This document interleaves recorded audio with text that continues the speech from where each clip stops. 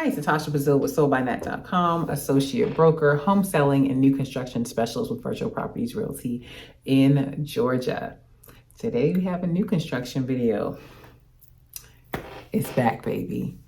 Yes! Incentives, negotiation, the tables are turning. The tables are turning. And if you have been considering buying new construction and this competitive market that we were in just totally discouraged you, I'm going to encourage you to take another look. So that's what we're going to be talking about today, the pros and the cons, and let's get into it.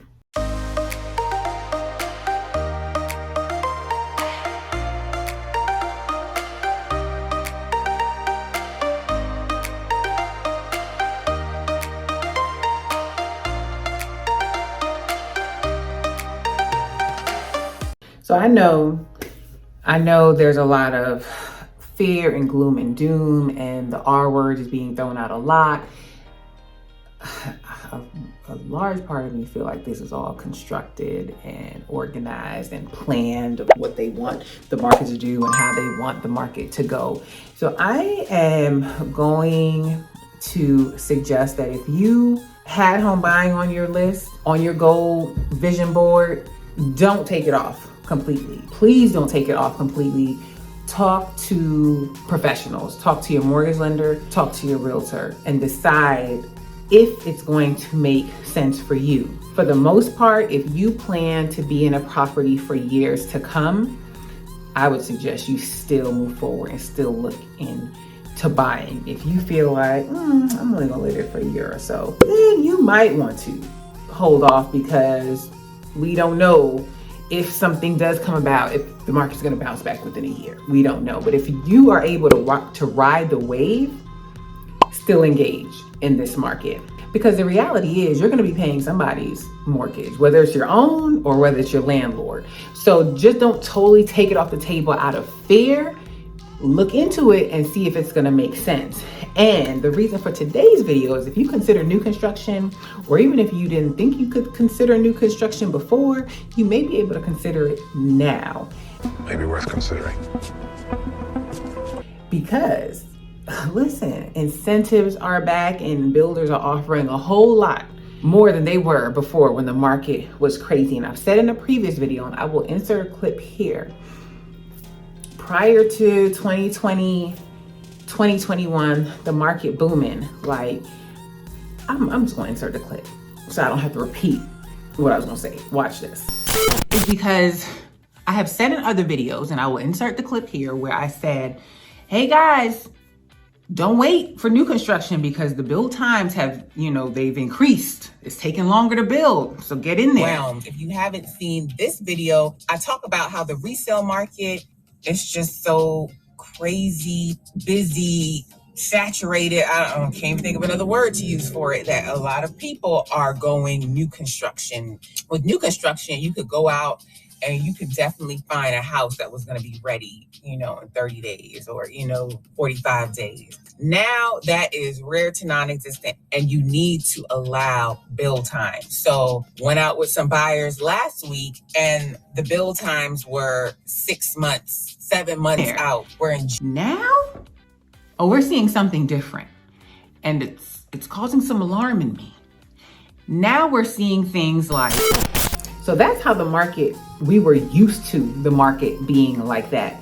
And then as the boom happened and inventory got swooped up and all of this demand, there was no conversation for new construction. It was basically like, if you want it, this is what you got to do, and you're not getting anything. And I had a conversation because new construction is my lane.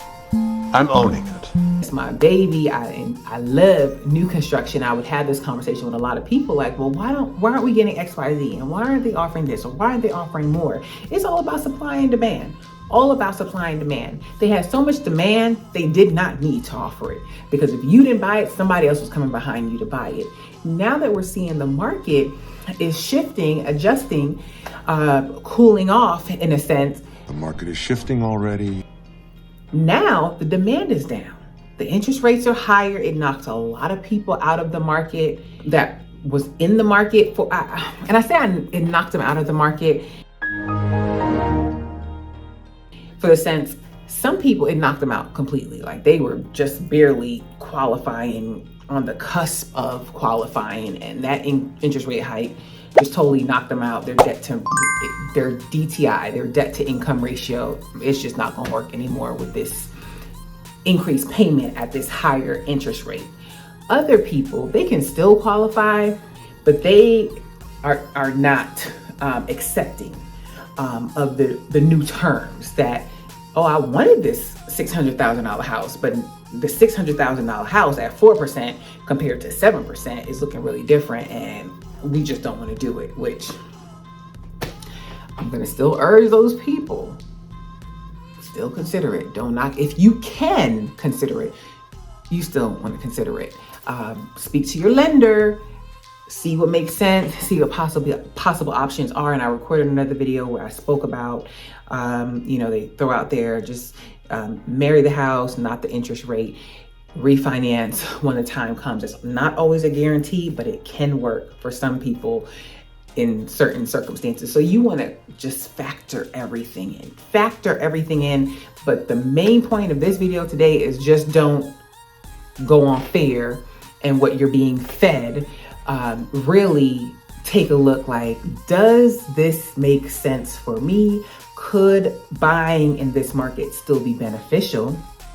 If you're paying $2,000-$3,000 in rent, does it make sense for you to just say, no, I'll wait for what? Wait for when? Have a plan, a game mind. Like, just don't let fear say, okay, they say, so I'm not gonna do it. Or it's looking like, and I'm not gonna do it. Speak to a professional. But the incentives that we are seeing, they keep offering some good incentives. So some of the incentives that we're seeing, we're having lower than market interest rates. I've gotten from some builders, your interest rate can be as low as 4.99, 4.75, 5.5. So keep in mind, your interest rate will still be based on your credit score and your personal financial record. Like, so if I get a 4.99, somebody else might get a 5.25 because their numbers just work out differently. All right. Other incentives that we're seeing are increased upgrades, increase custom features. If you go to a builder that actually offers that, because some homes are spec homes, you don't pick either way, but others, you can actually pick what you want in a house, and now you're getting more money towards those types of options. Another builder is offering lowering the purchase price. Now, at this time, they're offering it on their inventory homes. So homes that are already up relatively can close within 30 to 60 to 90 days. So they're offering, I want to say it was $15,000 off the purchase price. Another one that I saw was, in addition to the lower interest rate, they are also offering a one-time complimentary refinance. Read into the fine print, ask the questions that you need to ask, but that is a part of their incentive. Also, I'm seeing that some builders are offering a mix. So they're saying, hey, we will give you credit of $50,000 and you use it however you want, whether it's to buy down your interest rate, lower the price of the house, increase upgrades, use it however you want to. So these incentives are really good. Keep in mind, we just came from a market where they offered you nothing. Not nothing. I'm not going to say nothing. They offered you maybe $5,000 towards closing costs. Like, that was looking good at a time. Now they're offering $10,000 in closing costs. So granted, your payment is what your payment's going to be. So you have to be okay with your payment. But again, the message of this video is do not totally rule out buying. Especially if you're buying new construction, even if you're buying resale, speak to the lender. What can you do?